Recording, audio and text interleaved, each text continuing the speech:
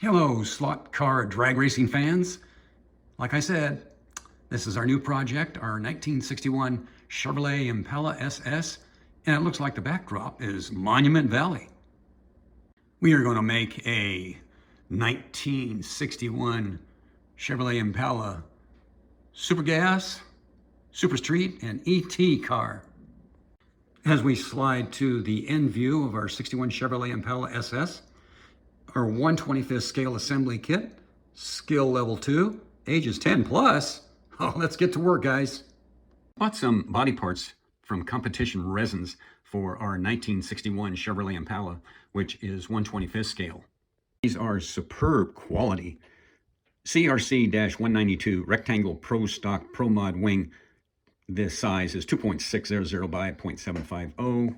And as you can see, I've just got it taped on, but the quality is outstanding. Again, this is going to be a nice build.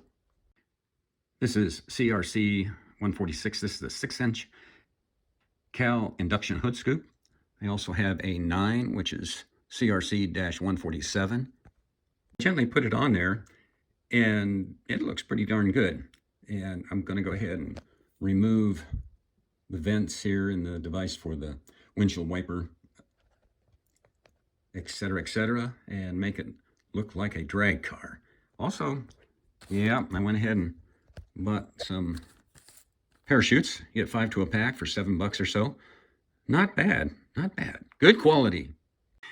Well, we took our Impala over to Ron's garage to go ahead and have the body fill items in, like your cowl vents in the mirror location here, and the door handles, and also the gas filler door, and some areas up here, and some other things. And I think I'll go ahead and trim that.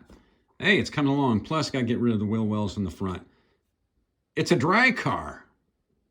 I think one of the best personal protective devices is the sanding and fiberglass respirator like this, and also safety glasses. I found out when mounting the Cal induction hood on, it sits a little higher than normal. And one of the reasons is the area in the center of the hood, it rises up a bit. And so the Cal induction hood sits just a skosh higher, a little proud. And you can see I filled in the vent area here. And I want the Cal induction hood to be right up here. So we made some mods here. I'll show you. So I gently marked the area here, as you can see in pencil, and taking it up underneath, went ahead and sanded the areas in between, and also gave it a little design look in the back so it would fit.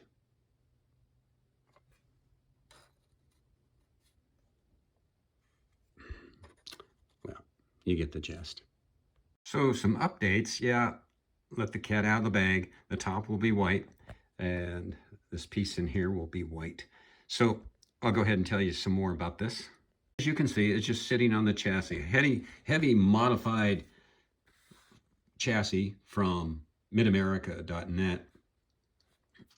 And I like using those because they're so versatile. And right now it's just sitting there. It's slammed.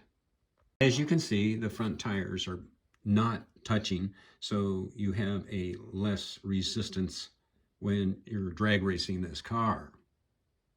Okay, let's take the body off. And the body had to be modified a little bit for the rear wheel wells. I hogged them out a little bit because of the big slicks that I'm using. The rear slicks are 1 3/16 inch diameter, 0.700 inches wide, 1/8 inch axle, a 5/8 inch hub, and I've got it from Slot Car Corner N242, and this is the little container that it comes in. The chassis came with the rear wheelie bar, but I went ahead and took those off, so I got to modify that. And it also came with a rear body mount, and I went ahead and removed that because I wanted a good tight fit as usual. And the front, I had to modify it to move it up about the 3rd hole on top. Now, in doing so, now, like I said before, you can do so many things with these chassis. It's called the Mid 331. The rear body mount location, well, I said I removed that, And I'm going to go ahead and replace the body mount to about a 1/16 to an 1/8 of an inch, a little bit longer to fit the body.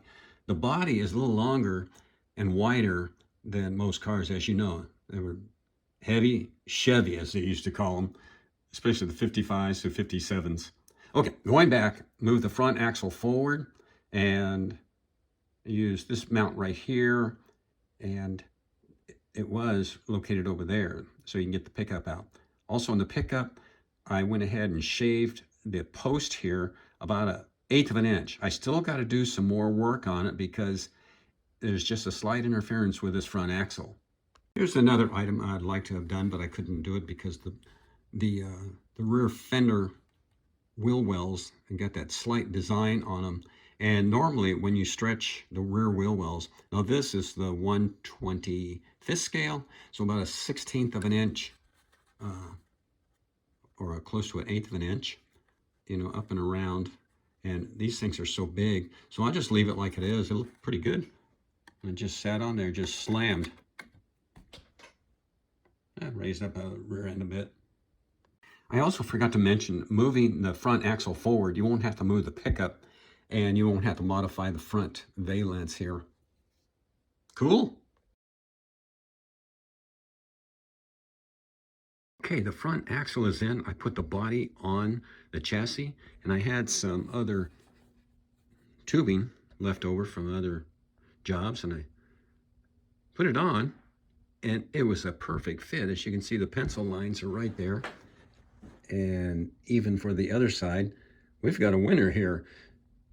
So if you want to mount your body to the chassis, follow my link below. If you follow the video on how to mount your body onto your chassis, our initial was to drill holes here. On our heavy Chevy, we had to come down a bit, about a 1/2 inch, and drill them here.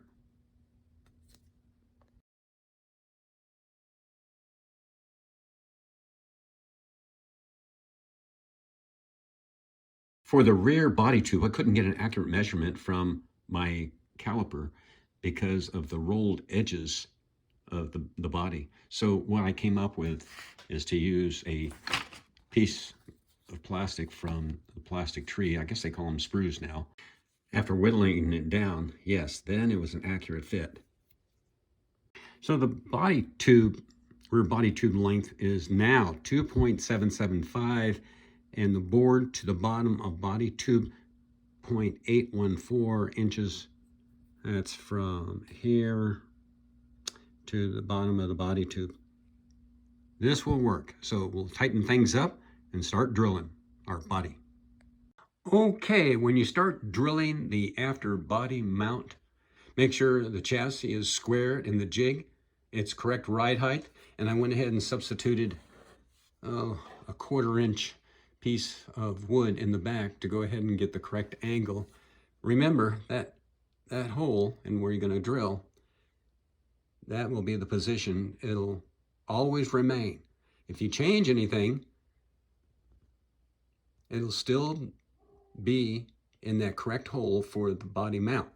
Now, we're at the correct height, so we're going to go ahead and drill it. What I was trying to say, you can move the body up, down, get it slammed as you like it. You set it, you can brace it, and once it's braced, once you like the right height, then you can go ahead and do your drilling both sides, or one at a time, whatever you like. You can move this thing anywhere you want to. You can raise it up high, but, well, make sure it goes into the body. And if it don't fit your needs, you can always go to another hole that's inside the chassis. You've seen that already, seen those other holes. And again, that's why I went with this side here, because it was easy to get to. This over here would have been a little harder to get to, but it all worked out pretty good. Good drag car. Okay, we are done with the aft body mount, something I normally don't do. Normally I drill one at a time from the jig, but I left them both on. Drill this one, go over to this side over here, and drill that one. They both came out okay. I like the rake it has. I know, you guys probably want to see it slam. Okay, well, we've got some silver soldering to do and some paint.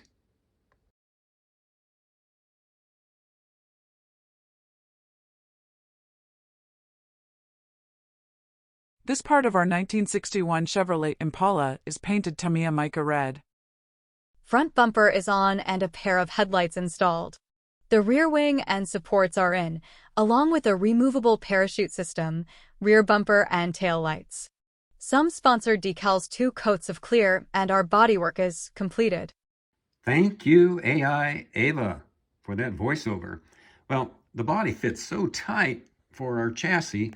In order to get the body on, I've got to go ahead and remove the front wheels, and then we'll go ahead and put them back on. Jeb's 1961 Chevy Impala had an original 409 engine in it with an M21 4-speed transmission. Now it sports a Dart 632 cubic inch engine with twin Holley Dominator carburetors. It also has a trans-brake power glide transmission.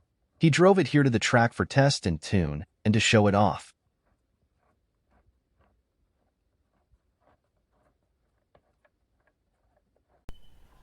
I was trying out my new camera at the head of the track, and I had so many other things go crazy, like the less safety barrier for the starter, and this car flew.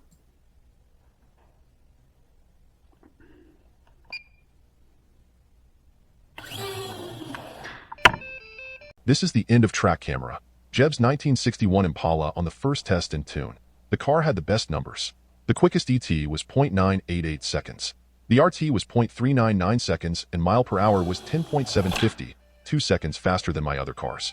Also, the car went so fast. It looks like I got scared when the car hit the soft barrier near full throttle. Okay, here we go. Testing and tune for the 61 Impala. Pre-stage is lit.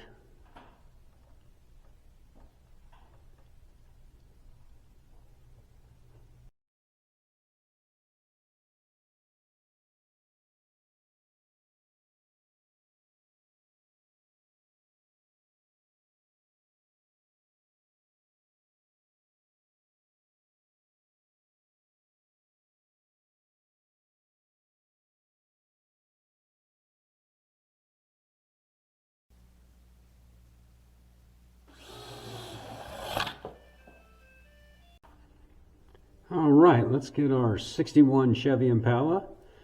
Get to pre-stage and stage. Let's bring her on up, Jeb. Get it? There you go.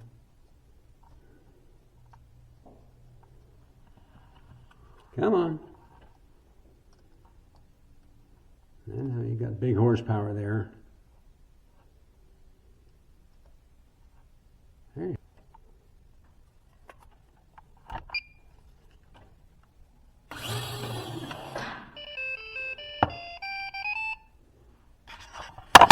Take a look here. 321 RT, ET 1041, speed 1048. She is quick.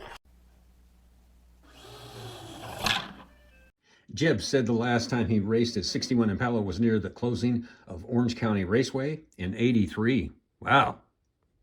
All right, for our next project, it's Rear Morrison's 1983 Pro Stock Camaro, driven by the late great Lee Shepard, sports a 499 cubic inch engine with a shift lever 4-speed transmission.